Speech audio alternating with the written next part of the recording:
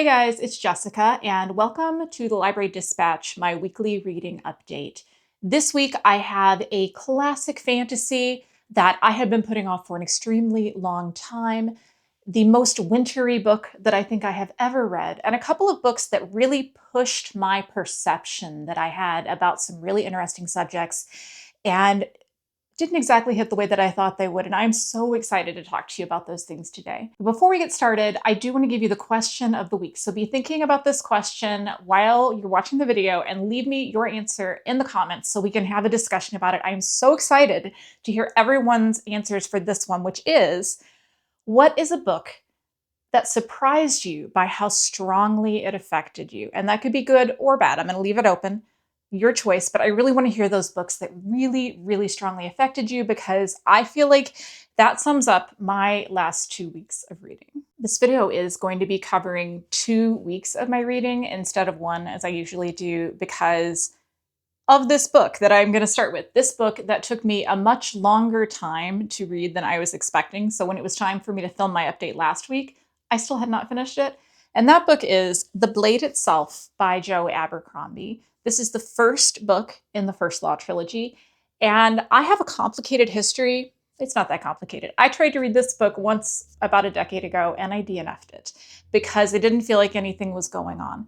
But I do know, now that I know a lot more about the series and the author, that this book is kind of famous for not being super heavy on plot and being much more heavy on character work. And so I expected that going in, and I did have a much better time than I did the first time that I tried to read it, and I am excited to continue on. If you don't know anything about The Blade itself, which I'm sure most of you do, this is a grim, dark fantasy in which we follow several POV characters, all of whom are extremely morally gray, or in some cases, just straight up people that you are not going to like right now. And that's a little bit of a hard ask for me. Sometimes I'm somebody who's pretty character focused, but also I want to feel like I can relate to my characters.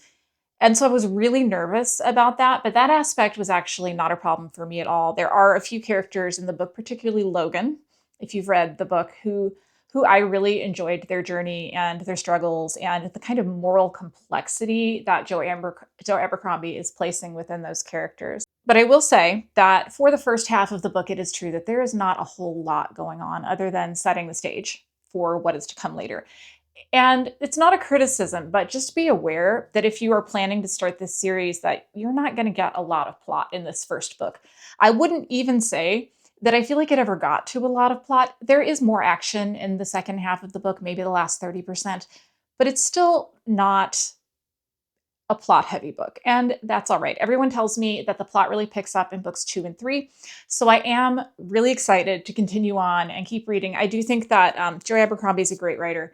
I really enjoyed that this felt different from a lot of other fantasy that I read, and I had a good time, but it did take me quite a long time to read because I was having kind of a long week anyway, but the lack of plot, I think, made it a little bit harder for me to really immerse myself into reading, so I was only able to read it in kind of short bursts. But I did get through it, and when we got to 50%, I was all in. So I'm excited to continue on. This was a good one, and I'm glad that I gave it a second chance. Last weekend, we had a pretty intensive snowstorm, I would say, for the area that I live in, and so I decided to pick up The Bear and the Nightingale by Katherine Arden because this is the most wintry book that I think I have read in a really long time. The winter, the coldness of the Russian wilderness where this book is set is so very present and so much a character and so much of a danger that is always present.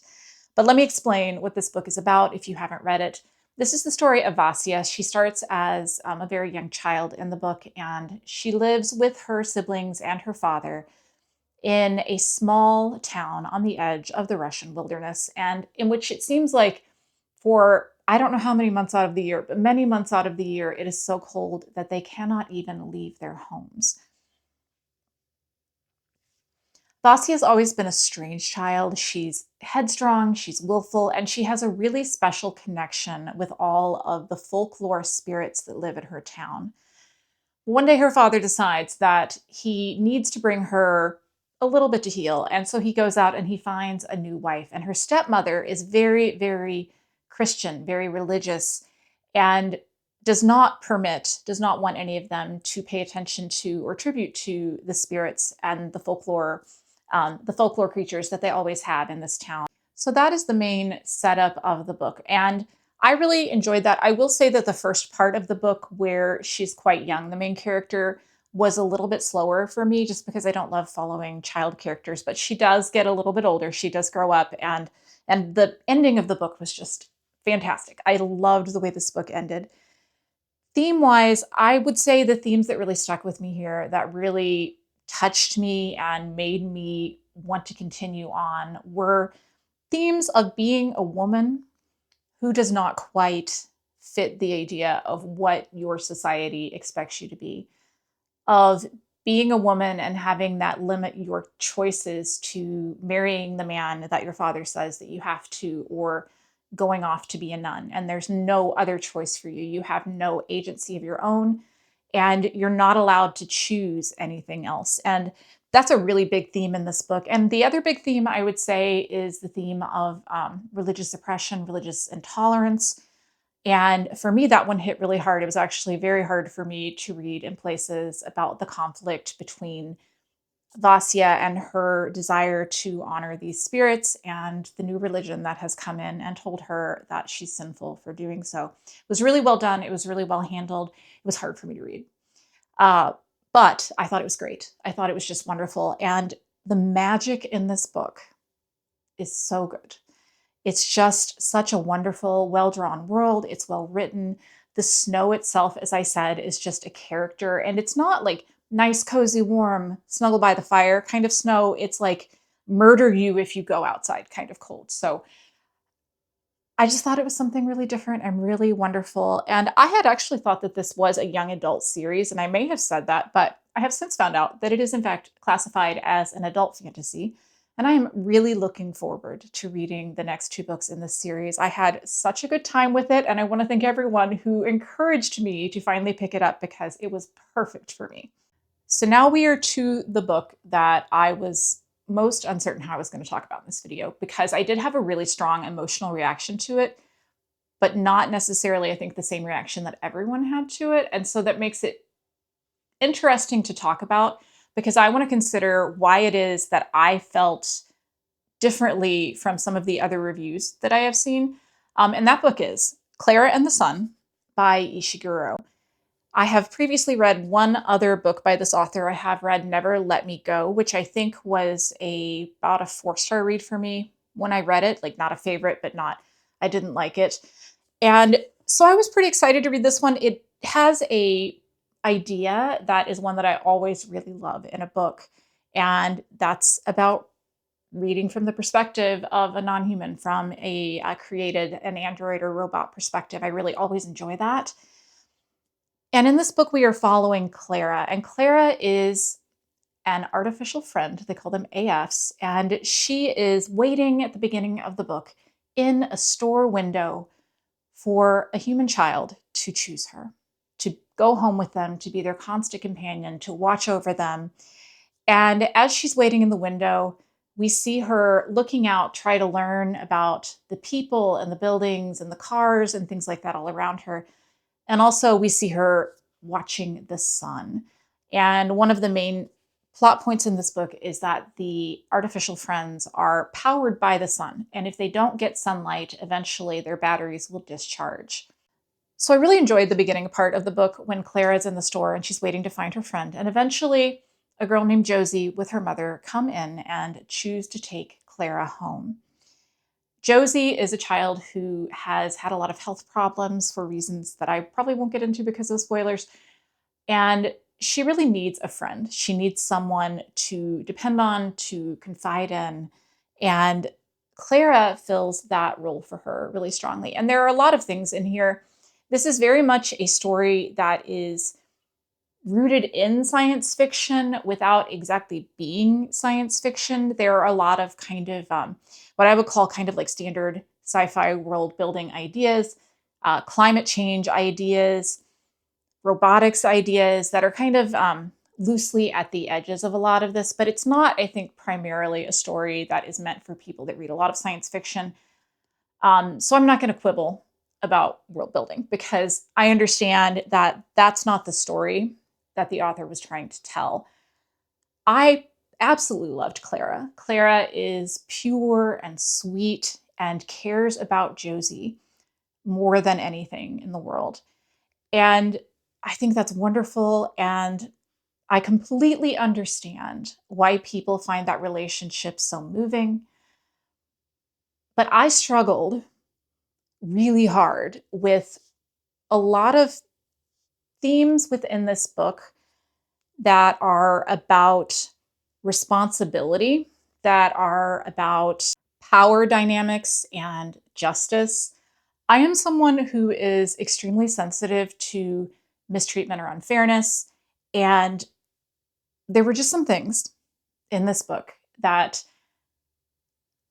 particularly in toward the end of the book, that I was not. I had a strong reaction to them, but I didn't have a great reaction to them. And so I have sat here because I have had a lot of people tell me how sweet and moving this story is. And it's not the reaction that I had. But I actually think that that's probably some of the brilliance of the author itself, because I think there's a lot of ambiguity baked into the story. And I think that both things can be true at the same time. And again, I'm having to be a little big because I don't want to spoil anything about the story for you. I would recommend it. I think if you're interested in reading it, it's actually not very long. I read it in a day. I think that it's absolutely 100% worth trying. I still don't exactly know what I thought about it or what my rating's going to be, or even if I'm going to be able to give it a rating, because my emotions as pertain to this book were just kind of all over the place. But I think that still makes it a good book. So that's what I'm going to say about Klara and the Sun, and I am glad that I read it. So there you go.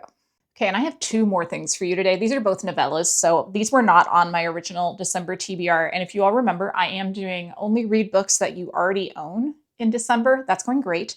So I picked up two books off of my shelf, and I really needed something after reading Klara and having such a complicated reaction to it. I really needed something that was just gonna soothe me a little bit, gonna calm me down, something that I felt like I was definitely probably going to like.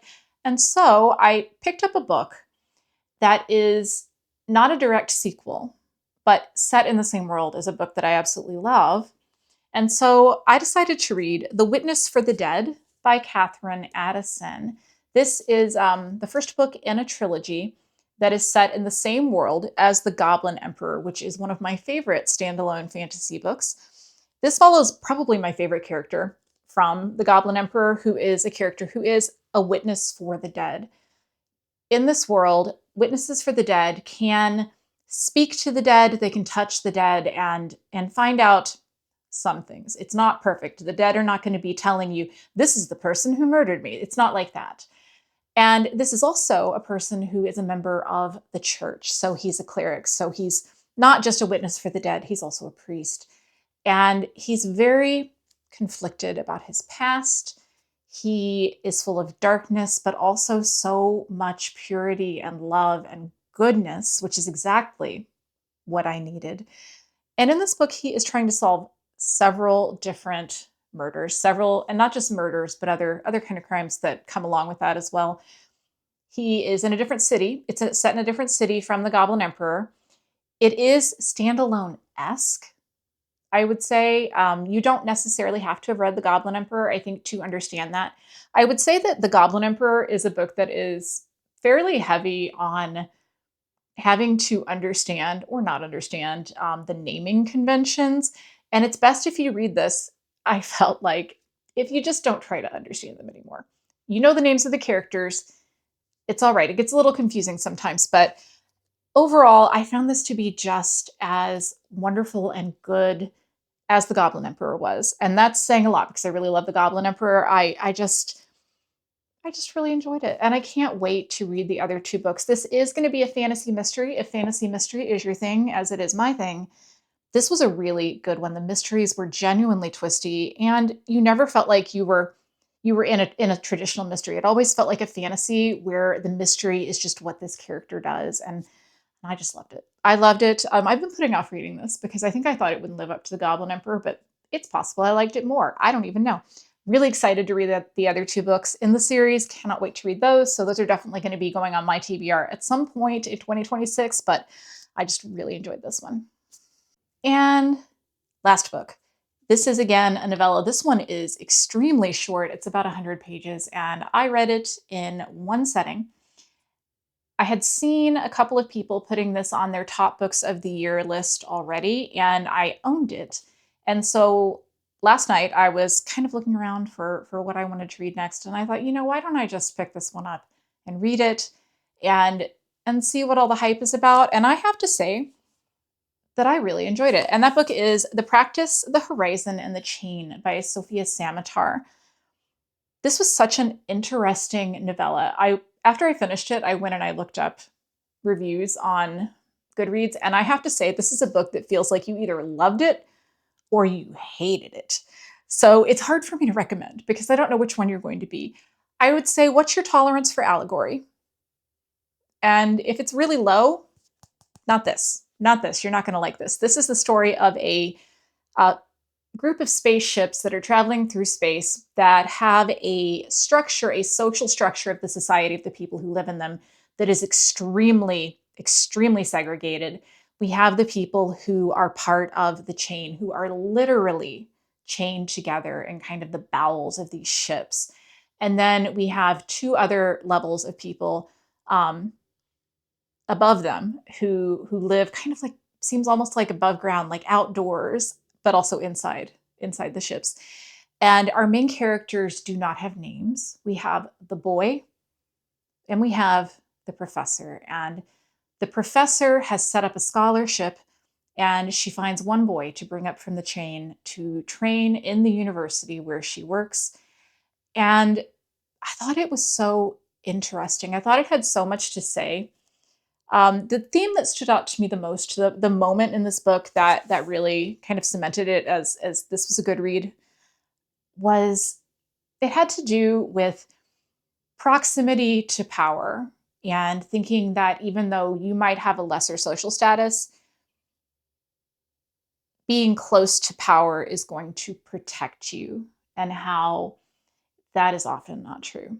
And but that's just one of the many things. There are a lot of things in here about power dynamics, about inequity, and it's also got kind of like a mythic, almost religious storyline running through it that I also really enjoyed. I don't think it's going to be a 5-star for me because I will admit that the metaphor was not subtle. In terms of who I would recommend it for, writing style wise, it felt a lot like the Ursula K. Le Guin stories that I have read, although not quite as good. But I do think that if you enjoy that style of writing, if that's something that makes sense if I say that, um, then I think you might quite enjoy it. And as I said, it's really short. So if the idea of those themes appeal to you, I think it's worth giving it a try and seeing how you feel about it, because you might be one of the people that absolutely love it. So I'm glad I read it and I finally got to it, and I had a good time learning about this world. Okay, so what am I going to read in this last week of December? Okay, so I've already decided on my January TBR, and I'm planning to start reading those books at some point after Christmas. But I went ahead and I pulled 3 books off my shelves that I own, that I have been excited to read for a long time but haven't gotten to. And I'm hoping to at least try all 3 of these books this week. We'll see if I get through them, how much time I have. It's a holiday, and we will be doing some traveling, but I'm hoping to get to at least 2 of them. And those books are The Conductors by Nichole Glover. I don't know if any of you have read this book. This is a story of people that help slaves escape on the Underground Railroad in the US South, only it also has magic. So that's pretty much all I know about it. I know that there is a sequel to this book, and I know that because I also own the sequel, even though I haven't read either one, and that there are more books set in the same universe, but in different time periods that she's also written, and I have seen some people really enjoy this. So I'm excited to try that.